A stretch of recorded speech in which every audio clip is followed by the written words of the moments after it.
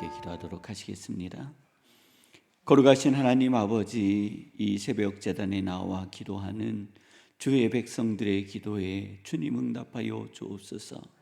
또 가정에서 온라인으로 무릎을 꿇고 마음을 모아 장소를 구별하고 마음을 구별하여 하나님께 예배의 제단을 쌓는 하나님 아버지 성도님들의 간절한 기도에 주님 응답하여 주시옵소서.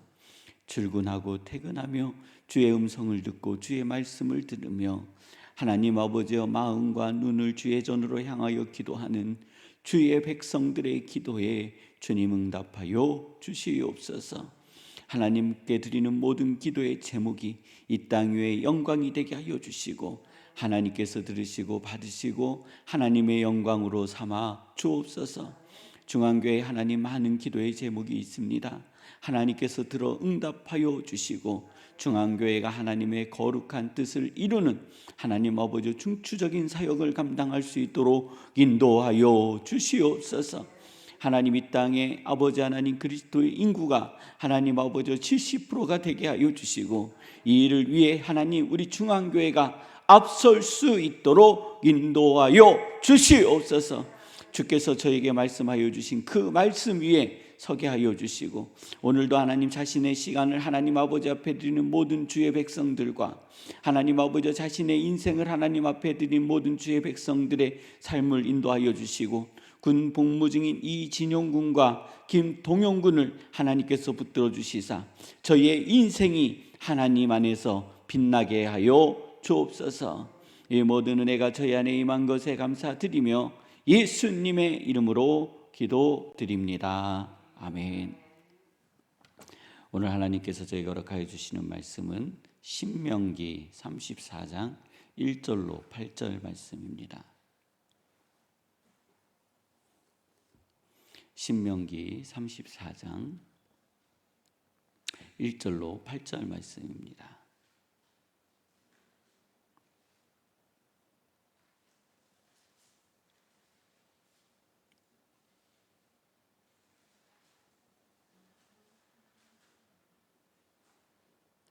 구약 신명기 34장 1절로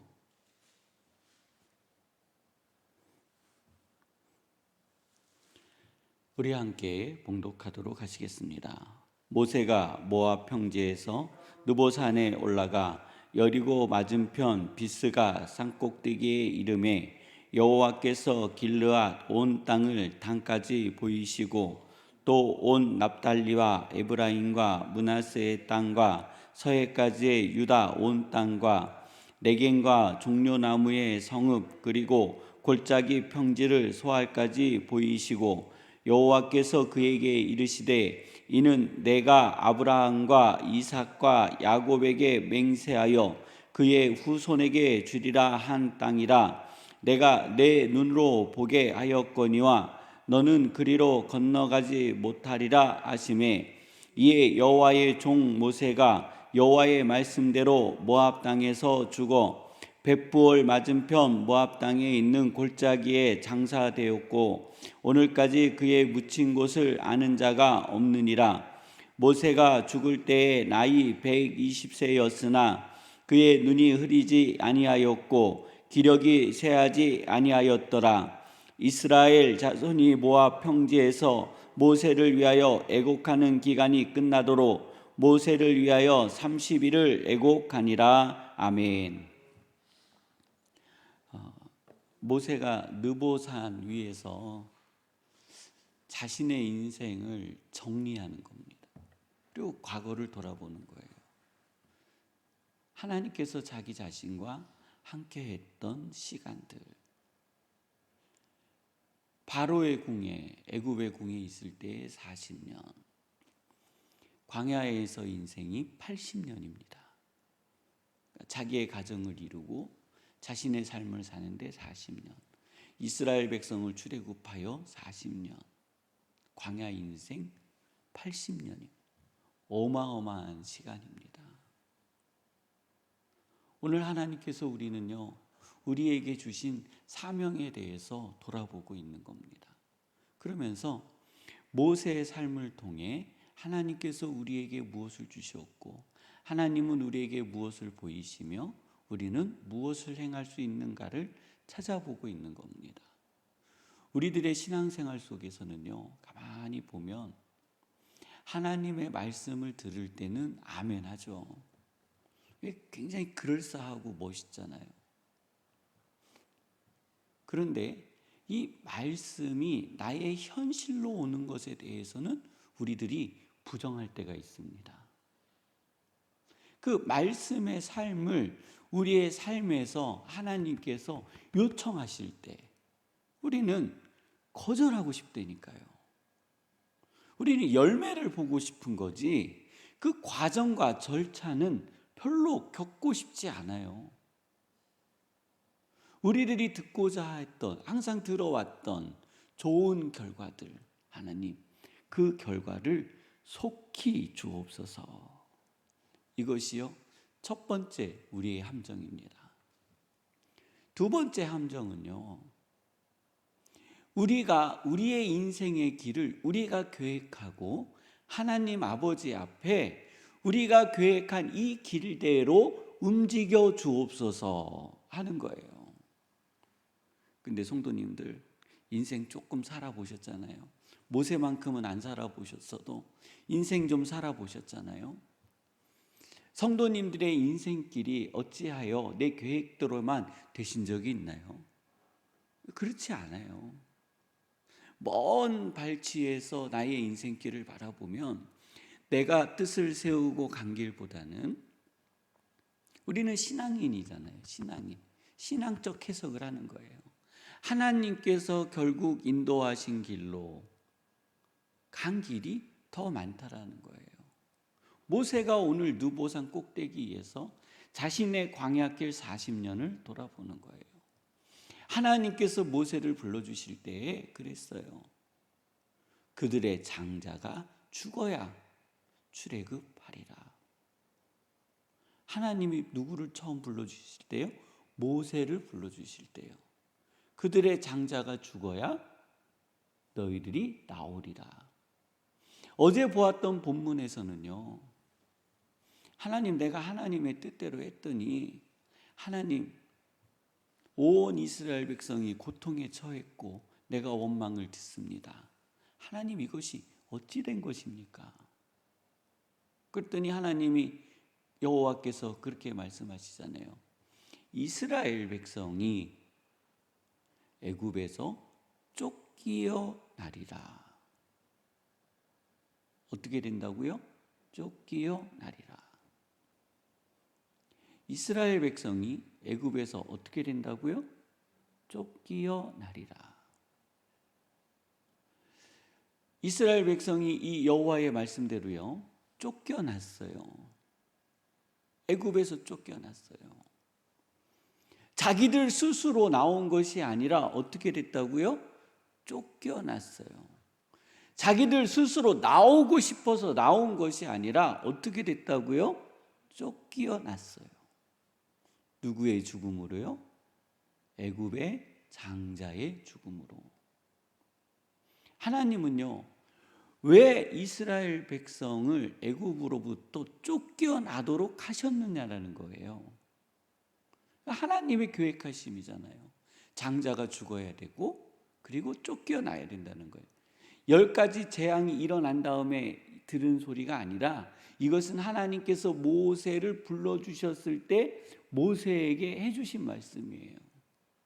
그런데요, 모세는요, 이 얘기를요 잃어버리는 거예요. 이게 무슨 얘기인지 몰라요.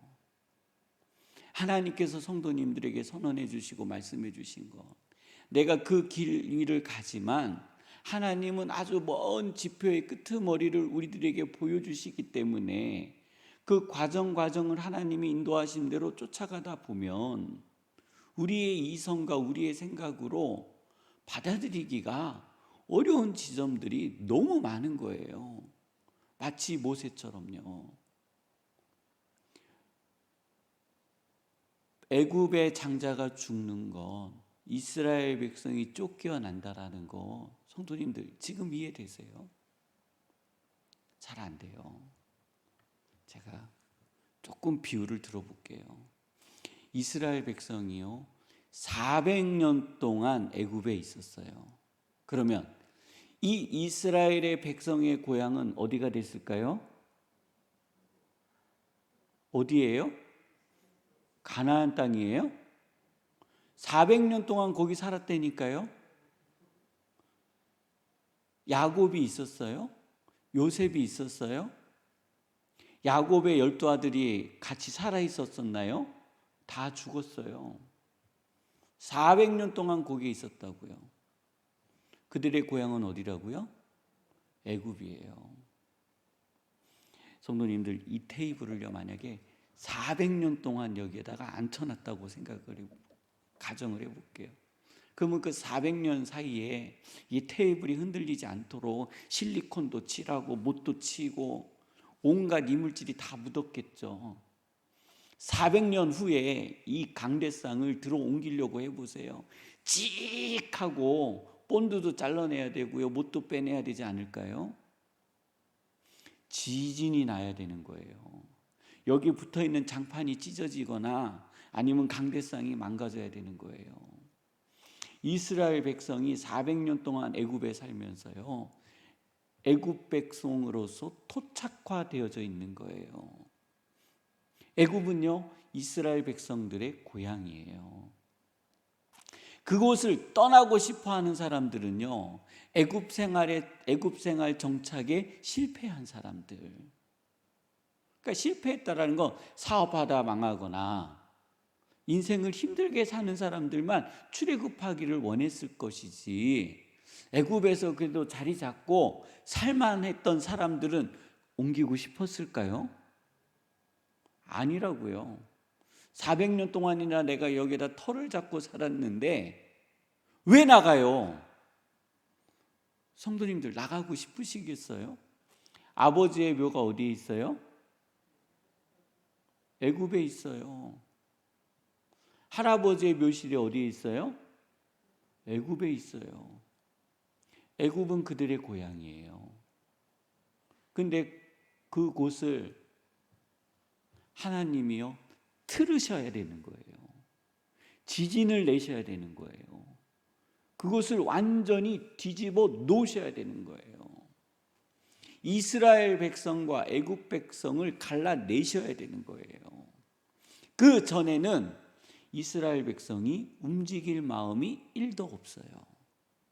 그들의 개혁은 어쩌면 우리들이 누리고 있는 이 혜택보다는 좀 더 나은 혜택, 좀 더 편하여지기를 원하지 않았을까요? 여기에서 들어서 가나안 땅으로 가는 것보다는 좀 더 바로를 또 왕을 설득하고 정치인들을 설득해서 우리가 우리의 신앙과 우리의 믿음을 지키며 살아가는 것을 원하는 것이지, 새로운 곳으로 가서 새롭게 시작하는 것? 네, 이것은요 다시 표현하지만 내 인생을 새로 살아야 되겠다라고 실패한 사람들의 마음일 수도 있다라는 거예요. 아, 나는 이제 이 애굽이 지겨워. 아, 나는 이 동두천이 지겨워. 나 이 동두천 떠날 거야. 누가 떠나요? 우리 청소년들이요. 어렸을 적부터 동두천에 살았던 청소년들은요 동두천에서 살고 싶지 않아요. 청년들이요 왜 동두천을 떠나냐고요? 여기서 살고 싶지 않거든요. 새롭게 시작하고 싶거든요. 그들만 원하는 거였어요. 하나님은요 그곳에다가요 지진을 일으키시는 거예요. 격동을 주시는 거예요. 고난을 주시는 거예요. 그 나라의 판을 뒤집어 버리는 거예요. 이 역사를 모세가 이해할 수 있었을까요? 이것을 이스라엘 백성이 이해할 수 있었을까요? 그들이 알았을까요? 몰랐을 거라는 거예요. 우리는 저 멀리서 몇천 년이 흐른 다음에 우리는 성경에서 이렇게 멀리 떨어져서 보니 이런 게 보이는 거지, 우리의 현실 앞에 이러한 문제가 떨어진다면 우리도 애굽을 떠나고 싶지 않을 거라고요. 우리도 가나안 땅으로 향하여 가는 것을 원치 않을 수 있다라는 거예요. 그런데 하나님이요, 지각 변동을 일으키시는 거예요. 뒤집어 버리시는 거예요. 떠날 수밖에 없도록 만드시는 거예요. 그때요, 우리는요, 고통스럽고 힘들고 어려울 수 있어요. 하나님, 왜 우리를 이곳으로부터 떠나게 하시나이까 하고 기도하지만 결국은 하나님이 원하시는 그곳에 가시면 내가 생각한 것보다 더 축복된 땅임을 기억하시기를 원합니다. 자, 하나님은요, 이스라엘 백성을 출애굽시키기를 원하셨어요. 오늘 성도님들을 출애굽시키시기를 원하세요.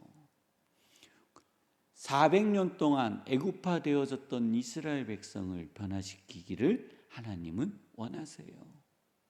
오늘 대한민국 땅에 토착화되어져 있는, 그리고 무엇인가 알지 못하는 자본주의에 젖어 있는 우리의 신앙생활을 하나님께서 출애굽시키시기를 원하시는 거예요. 먹고 살 만한 세상이 되어졌으니 이제는요, 세상과 타협했어요. 이 타협으로부터 하나님은요, 우리를 출애굽시키시기를 원하는 거예요. 요즘에 제가 어떤 분들의 모습을 보면서 그런 느낌을 받아요. 한국 교회가 이제 하나가, 그러니까 두 개가 섞여 버렸구나. 두 개가 섞였어요. 선교가 되어지면서 과거 저 어렸을 적에 공부할 때에 자주 들었던 이야기가 뭐냐면 토착화 신앙이 기독교 신앙과 혼합되어졌다라는 거예요. 그래서 무당이 이야기하던 것처럼 무당의 그 신앙, 그것이 교회로 들어왔다라는 거예요. 그래서 하나님을 믿는 것을 무당한테 가서 절하고 무속인들에게 가서 뭔가 구하는 것 같은 신앙의 모습을 가졌다라는 거예요. 틀린 말이 아니죠. 그 모습이요, 아직 우리에게 있어요. 하나님을요, 그렇게 믿어요. 두 번째는 한국 사회가요, 급속도로 성장하면서 세상에 자원 하나 없는 나라에 세계 10위권, 지금 세계 경제는 어마어마하게 어려운데요, 대한민국 사람은 굶는 사람이 없어요. 하나님의 기적이에요. 하나님의 은혜예요. 그것과 함께 자본주의적 신앙이 혼합되어 버렸어요. 그래서 물질 만능주의적 신앙생활이 우리에게 들어왔어요. 그래서 하나님을 찾아가는데 어려운 거예요. 샤머니즘적인 신앙의 모습도 벗어야 돼요. 자본주의적 신앙도 우리는 벗어야 되는 과정이 필요한 거예요. 이 출애굽으로부터 승리하시기를 주님의 이름으로 축원합니다. 오늘 하나님께서요, 이 일을 우리에게 허락하여 주셨음을 믿으시기를 바랍니다. 그래서 함께 기도하실 때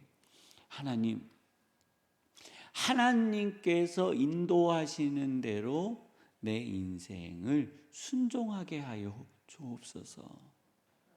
내가 만들어 놓은 길이 아니라 하나님께서 이끌어 주시는 그 길 위에 순종하는 믿음을 허락하여 주옵소서. 하나 더요. 하나님, 나의 자녀들이 하나님의 인도하심을 따라 순종하는 믿음을 갖게 하여 주옵소서. 이 믿음이 대대에 흘러가게 하여 주옵소서 하는 기도가 오늘 있기를 원합니다. 가정을 위해서, 일터를 위해서, 직장을 위해서 우리 함께 기도하시다가 주기도문을 마치시고 자유롭게 돌아가도록 하시겠습니다.